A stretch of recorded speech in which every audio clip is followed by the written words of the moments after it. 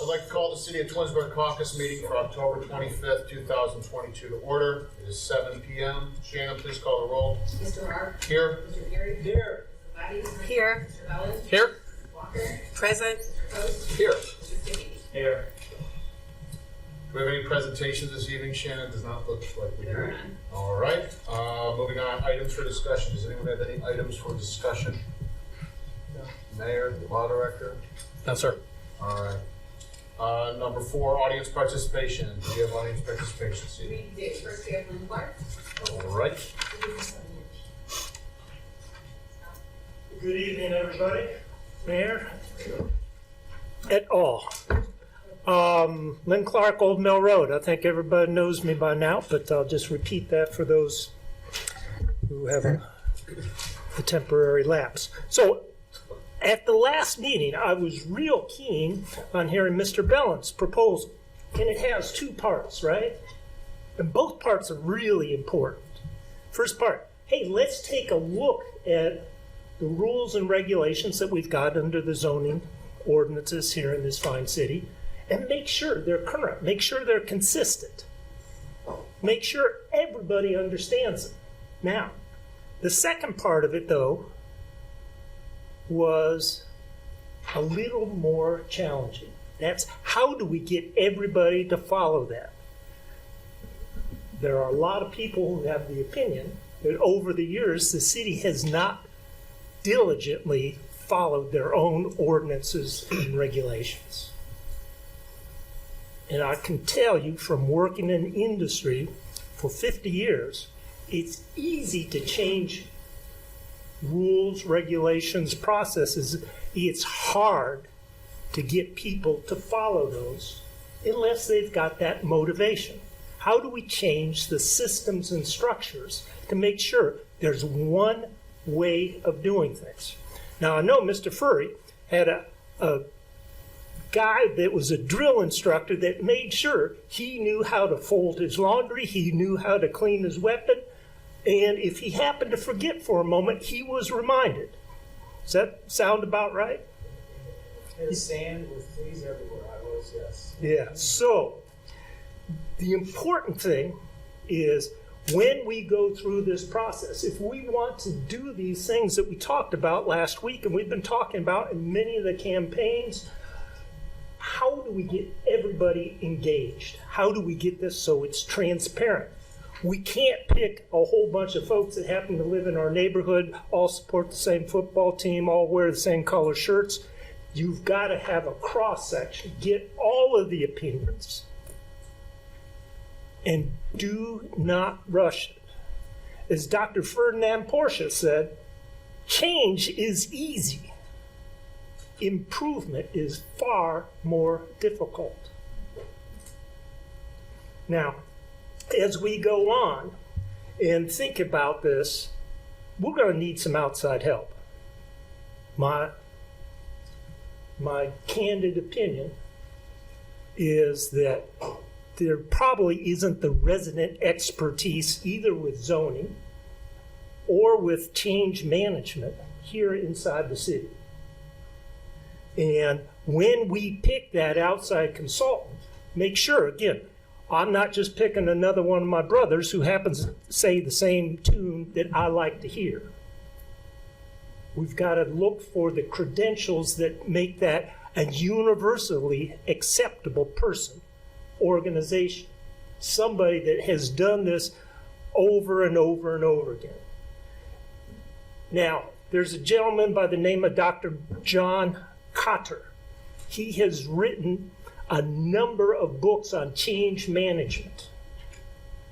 Professor, I believe, at one of the most prestigious universities in America. I would strongly suggest look at his rules of engagement for change management. Some really powerful things in there. Changing the ordinances, I don't believe is going to be done in 4 weeks. And changing people's behavior to encourage the consistency that Mr. Furry got to experience firsthand for a number of years. That's a 3 to 5 year journey. when the organization wants to change. Now, there's a statement that was made,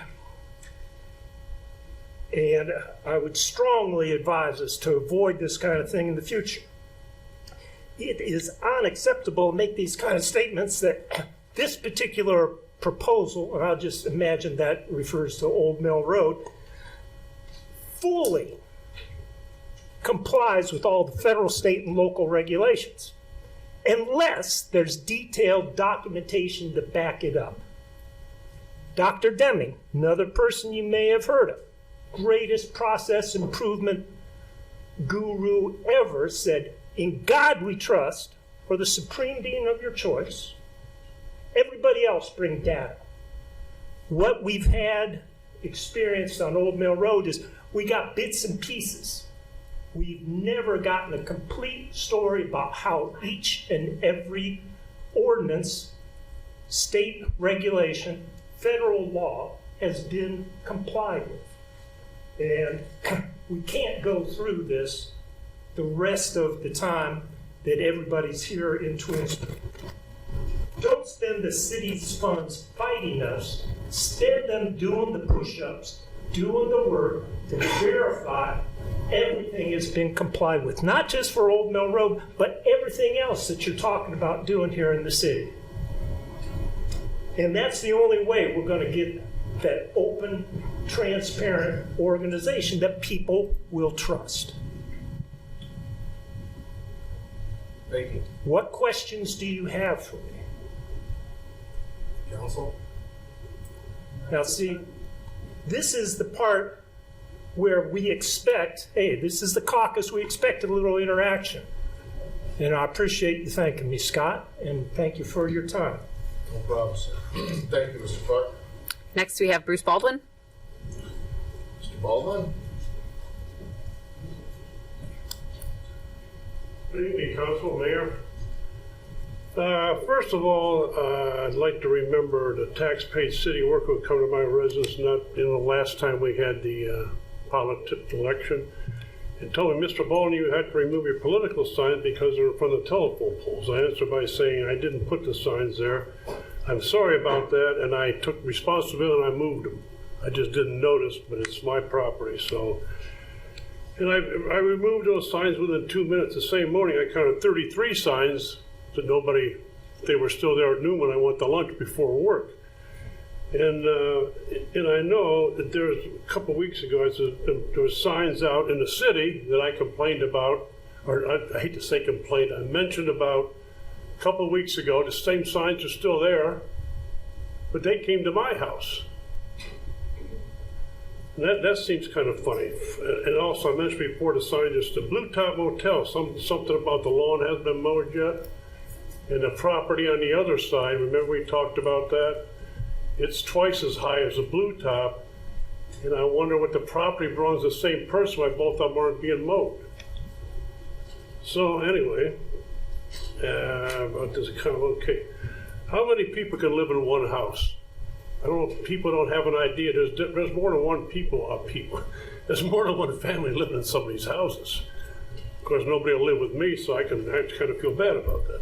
First, I told you about the friend of mine on Liberty Road who I was doing an apprenticeship mechanical when I was still in high school.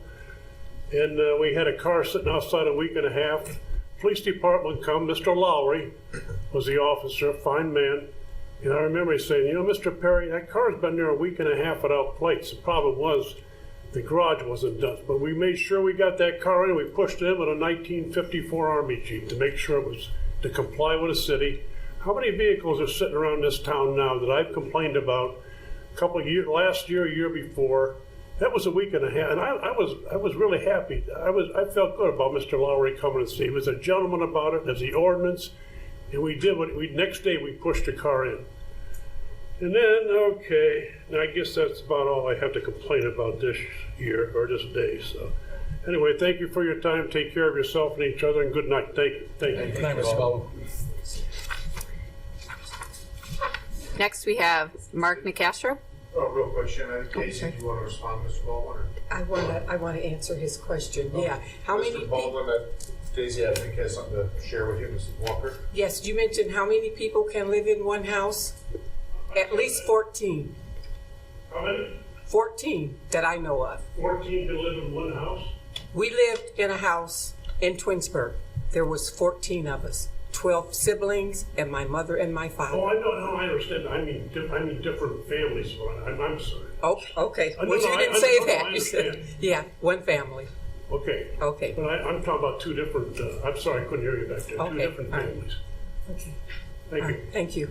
Thank you. Thank you, Mrs. Walker. Anyone else? All right, Shannon. Next, we have Mark Nicastro. Name and address, Mr. McKesson. Mark Nicastro, 1713 Pine Bark Place. Thank you, Mayor, Council. You guys have before you this evening a conditional permit use request for expansion of a business, Rawhide Firearms. Wanted to see if there are any questions that I could answer in regards to that request, and maybe provide some more background information if you needed anything in regards to my qualifications as an instructor for the NRA, business owner, and safety instructor. I would like to know how the weapons would be secured in your home. Yes, that's a great question. So in my basement, I have a sectioned off room. It is it's got a solid core door. It is locked with deadbolts and a passcode entry. Inside that room are two safes. They are bolted to the cement. They weigh about 2,000 pounds empty. If anybody can get those out of there without getting a crane in there, I'll be pretty impressed. On top of that, I do have a security system on the house with outdoor cameras and indoor cameras. Thank you. Do you, in addition to the weapons, do you carry ammunition as well? I keep my personal ammunition in there, but my intent is not to distribute ammunition in any way for general consumption. Thank you, sir. Yes. Are you a Class A firearms dealer? Class A, which is it's one. So actually three. So we have a Class 1 and Class 3. Okay. Thank you. Yes. Are you packing right now? Absolutely not. Not allowed to Just carry in this. asking. I'm just asking. I just No, want to can't know. carry in here. Yeah, I just want to know. No, thank you. Mr. Castro, some of the things, I was at the Planning Commission meeting when you gave your presentation of planning. Just a couple things, please correct me if I'm wrong, but just for clarification, no showroom, correct? Not here in Twinsburg, no. Correct. So no showroom at your home? No. No like walk-in sales. Is it basically an appointment only? Correct. We're a boutique shop, so there's not any traffic. Nobody's going to know that it's there unless we've had contact and they've made an appointment. This is for the transfer. Our main office, our storefront and range are located in Mineral City, Ohio, just south of Canton. And the reason that we're expanding here is I live in Twinsburg. A lot of my clients, that they're not going to drive an hour and a half to get down there to save $30 over Dick's or Fin, Feather, and Fur. But if they order from me, it's going to be a specific order. We order it, it gets delivered, and so you guys know there is no firearms can be left by a delivery company. I have to be there personally to sign for it, so I can make that happen anytime that's going to occur. Typical sales for me is probably going to be 1 to 3 firearms per month, if that. Last year, I think the entire company, we sold 44 firearms. So it's very minor as far as traffic. And again, no walk-in traffic. No one has anything to come see. Okay. Council, Mayor? Good, thank you. Thank you very I much. just might have a statement. I knocked on some doors in your neighborhood, and some people are uneasy about it. Okay. So I would, if I were you, have some open conversations with your direct neighbors, letting them know how secure the weapons would be in the house. That's interesting because I have talked with most of the neighbors, directly on either side of me, across the street. Nobody's ever mentioned that to me, but I'll be glad to continue conversations with anyone. But I would imagine that the conversation happens with those neighbors tell this person, It's tells possible, that yes. person, and all they know is that there's gun sales, and they know, you know what I mean? It's just the game of telephone. So Absolutely. And I certainly appreciate that. Yeah. So All right, so this did pass unanimously by Planning Commission. There were no conditions or anything on it. Most of the same questions that members of council have asked were asked of Mr. Nicastro at planning. During the new business section tonight, we will make that motion for council's consideration. Does anyone else have any other questions regarding this? No, I will admit that when we first heard it, I'm not a gun person. I'm kind of almost anti-gun person, really. And so, my intention was, I'm not into it. But after hearing everything, what it really is, it's not anything that I envisioned right away. And so I appreciate you taking the time to come in and clarify it so we can make educated decisions up here. So thank you for coming in. May I add one other thing? Absolutely, sir. One of the reasons that my business partner and I got into this is a lot of folks are always asking us for advice because I know that we've been doing this, personally as a firearms person for many, many years. We get a lot of questions. And one of the things we found is that when clients go to a place like Fin, Feather, and Fur, great organization, they're great people, but they're there to sell guns. That's all they do. We're about the safety side of it. That's why I'm a range safety officer. That's why I'm a certified instructor. When clients come to me, we don't just sit there and say, oh, here's your gun, see ya. No, every one of my clients gets a safety lesson. Every one of them will get a shooting lesson if they want it. And we'll go to an approved range for that, such as Parma Armory or something like that. But they're always going to get all the safety equipment. So they get trigger locks, they get education on how to store a firearm, how to carry it, anything that would go along with protecting folks who aren't intended to handle that firearm. So they're going to get that instruction from me every single time. And we do follow up with our folks. Now, again, most of this is known folks for me. So that's really our passion. Again, we want to make sure that people enjoy the shooting sports safely and responsibly, because it is a huge responsibility to own a firearm. I take the security of it, to your point, very, very seriously. So we want to make sure that everybody is aware of that. I appreciate that. And Ms. Walker? Do you have signs on your house, in your yard, stating what you're doing? No, because So if I drove down your street and just past your house, how would I know that you're selling? you won't.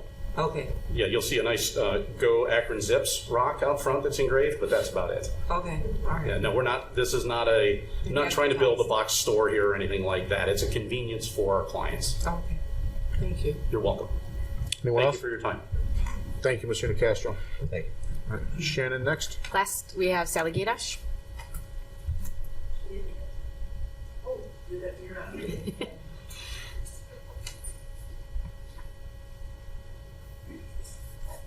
Okay, I got several questions. Sally Gadosh, 9250 Liberty Road, Twinsburg, Ohio. I'm concerned also about the zoning code, which I've been talking about for years. The last time we voted on a zoning code as an entirety was 1989. Here's the book we voted on, and never have voted on the entire book since. You made amendments, 1, 2, and 3, but we never voted on the entire code. And that's my understanding is what we're going to be rewriting now. Is that correct? I believe Mr. Bellin mentioned that we're going to take a look at it. My intent when I asked the question was to go back and to look through the entire code, see where there were potentials to be updates or what have you. I'm not sure exactly what that process is going to look like, but yes, that was my intent. Okay, because when we voted, without getting into too much, in 1989, if you recall, we had the UDC, and it failed in 2 wards, which made it invalid. During the process of waiting, and then what happened is they said, well, we'll use a zoning code in 3, 4, and 5, and then 1 and 2, we'll let them vote again. And if they don't vote for it, we'll give them one code, we'll give them another code. We said, no, that's not going to happen. Court said you can't do it. So anyway, the zoning code didn't pass. The UDC did not pass. That was the last time we voted for the entire code in its entirety, the way it was written, ordinance providing. What happened in the process was the city said it passed, the law director said it passed because it passed in the majority of the wards. But we said, but it didn't pass in each ward. So we went to court, and the court said, no, it did not pass according to your charter. it has to pass in each ward. So what happened in that process, while we were waiting for a court ruling, the city council amended the zoning code and took hundreds, I believe hundreds, I probably 7,500 sections out of the UDC and it put them into the new code that they said was our code. And that didn't happen. And then the city appealed it, and the appellate court said, no, that didn't happen, and you can't do that. But if you look at our zoning code today, we have hundreds of 173, 2000 still in our code, effective in our code, like as if the court ruled okay. If you look, 173, 2000 is still in our code, even though the court said you can't amend it. Judge Carr made it clear. It is obvious that you, City Council, assumed the UDC passed, so you took sections out of it, put it in the code, and says now it's legal. She says you can't do that. You have to get the people to vote. You can't amend it without their vote. You can't rewrite it without their vote, and you cannot use it. But they kept using it. Okay, now Mr. Finch was supposed to write a code. Remember, Clarion and Associates come in and say, we'll fix it. Well, Mr. Finch said they were going to charge $30,000. They were going to come from Colorado. Mr. Finch said, oh, I can do it for $18,000. And if you look to this day, it's never been done. He got the $18,000, which was a bonus above his salary, which was a no-no.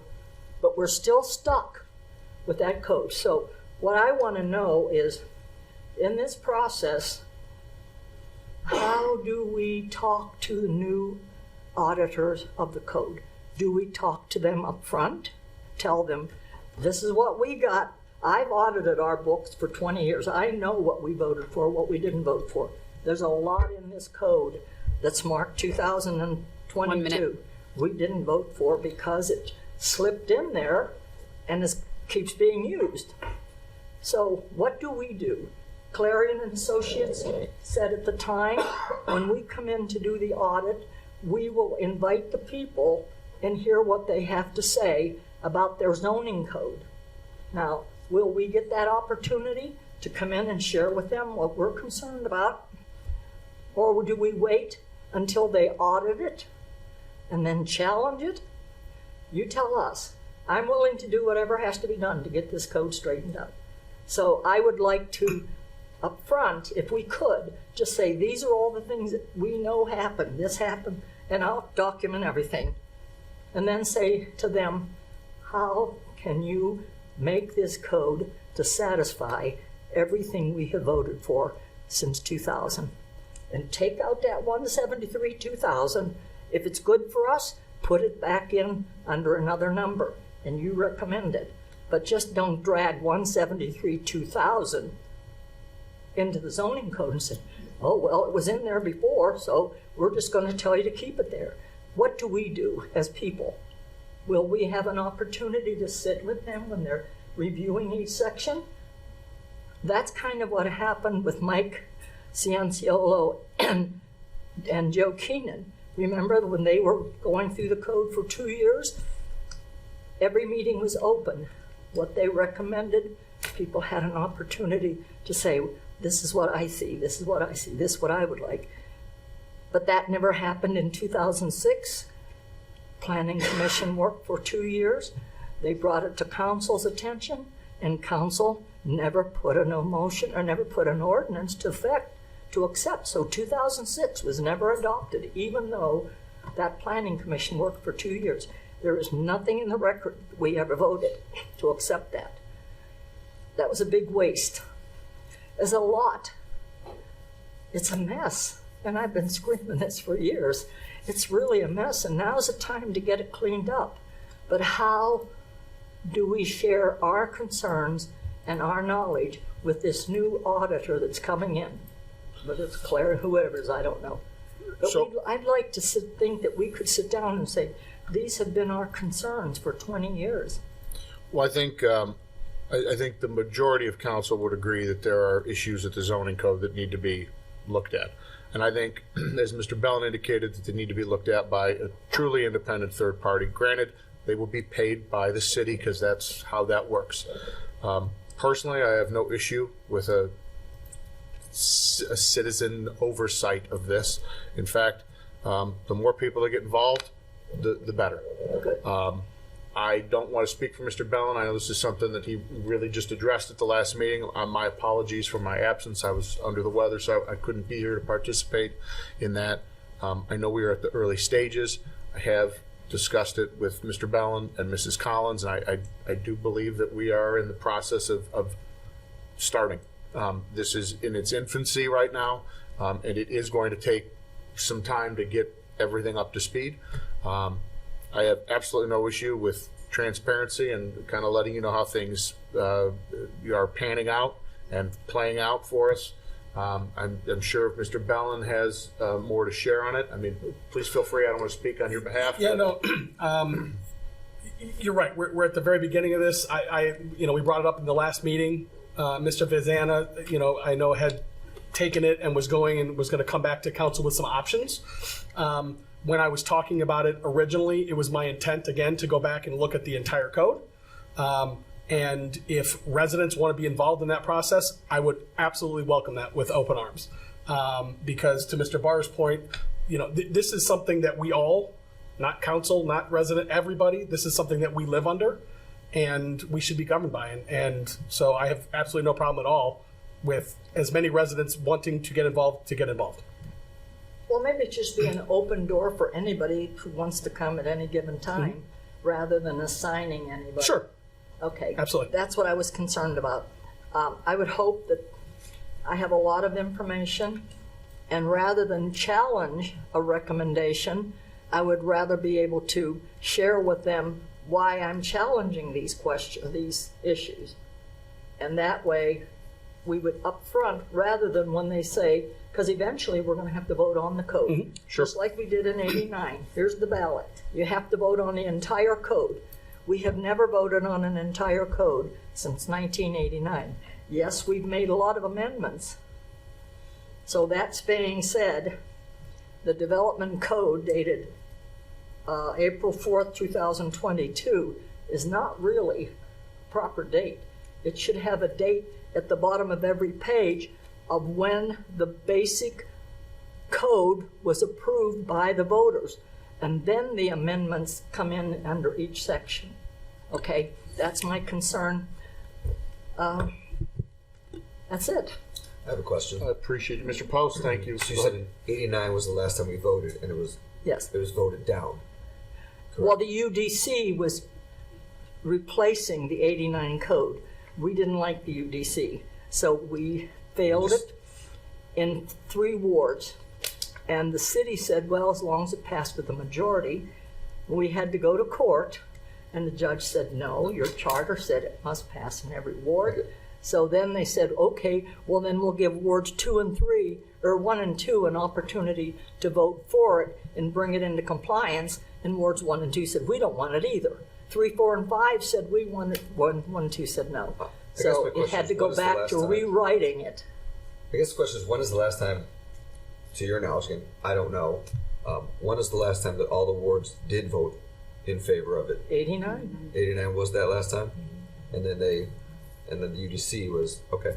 Then the UDC was failed, and then we were going to have it rewritten like you're going to do it now. Right. And that's when Mr. Finch said, well, I can do it for $18,000. Right. And it never happened. So now we're back to 2,000. Right.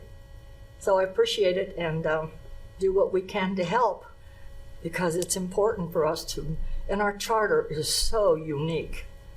I'm not sure if you know how unique. We are one out of maybe 6 or 7 in the state that have a 7A01. We vote on all land use. And that means all land use. We got that from the 1960 United States Supreme Court ruled in favor of Eastlake versus Forest City. They had in their charter that all land use, Forest City was going to put shopping center with parking lots, and they said, oh, that's not for the people to vote for. The United States Supreme Court said, yes, their charter is a 7A01, like we copied their 7A, and the Supreme Court said they vote on all land use. Shopping centers, parking lots, it's in there. So that's where we're unique. Okay, thank you so much. Thank you, Mrs. Gaydash. Appreciate it. Shannon, anyone else this evening? There is none. All right. Thank you for everybody that spoke this evening. Moving on to pending legislation, we're going to start tonight with Ordinance 91, 2022. This ordinance is for the dedication of Whispering Woods Phase 3 subdivision. It stands on its first reading, so tonight will be the second reading of this ordinance with a request for the suspension of the 3 readings. We are going to read it, though, all 3 readings, and pass it on the third, or vote on it on the third reading. So we will not be voting on this tonight. We're simply reading it for the second time. Any discussion or questions? I just wanted to say that I met with the 2 people on Homeowners Association, with the mayor, Amy and Joe Maniglia. There's still some outstanding things that they believe should be done. So right now, we're in discussions about that with the developer. So Wonderful. Thank you for sharing, Mrs. Labby. Any other discussion on 91? You can email us and let us know if you've finished questions. Super. Moving on, Ordinance 94, 2022. This is an ordinance to enter a 5-year maintenance agreement for the micro turbine at the wastewater treatment plant with RSP Systems. RSP is the only authorized dealer in the state of Ohio. The 5-year agreement totals $67,200 or $13,440 annually. Our micro turbine saves the city over $23,000 in electrical and natural gas charges annually. So the reason we're asking for suspension of the 3-roll reading this evening and placing on the emergency is that our current contract expires October 31st, and we'd like to renew it as soon as possible. Mr. Scafidi. Okay. If he has any questions, he's got plenty of information on that. Anyone have any questions for Nate here this evening? Or I'd like to hear his comments. Dave, would you be kind enough to educate us folks real fast? Yes. Thank you. Good evening, Council. Good evening, Mayor. Good evening. So the microturbine at the wastewater plant, it actually uses the natural gas that's produced in our digesters, and it's compressed and burnt, and as it spins a turbine as it exhausts, and which generates electricity. It also captures and harnesses that thermal energy, which we use to heat our anaerobic digesters. So that's where the cost savings come in annually. On average, over the past 3 years, about $23,000. So with the RSP systems, with this specific unit, they're a sole single source provider. They're the only ones in the state of Ohio that are authorized to work on the capstone unit that we have on site. And this maintenance contract itself would last for 5 years, or the 39,999 total runtime hours. And that's basically it.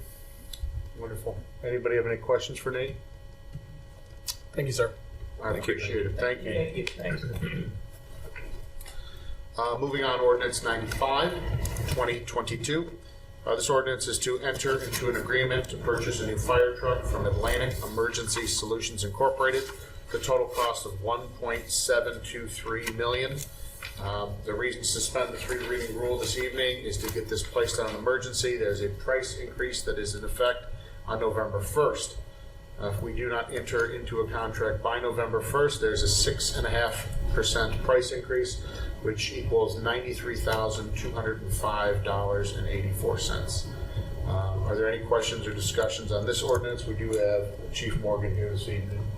Anyone have any questions for the chief? Or Chief, I know we're replacing a model 2000 fire truck. That's correct.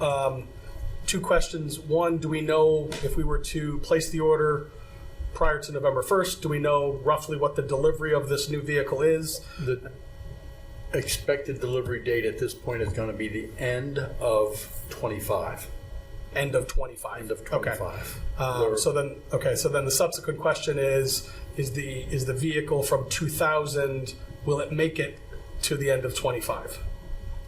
That's a good question. Okay. Do you think, in your opinion, obviously? I think the odds are good Okay. that it will last that long. And do we know what the proposed life cycle of this new vehicle would be? 20-year years? life cycle Okay. is what we would like to target. Obviously, with that truck and its brother truck that we also have, they're both 22 years old at this point. Okay. So we're outside that realm now, and we're trying to make adjustments for that. End of 25 would be delivery of this. 25. Okay, thank you, sir. Anyone have any other questions for the chief or comments regarding the truck? Just for conversation's sake, 20 years puts it at about $86,152 a year. Seems like a bargain. Yes. All right. Thank you, chief.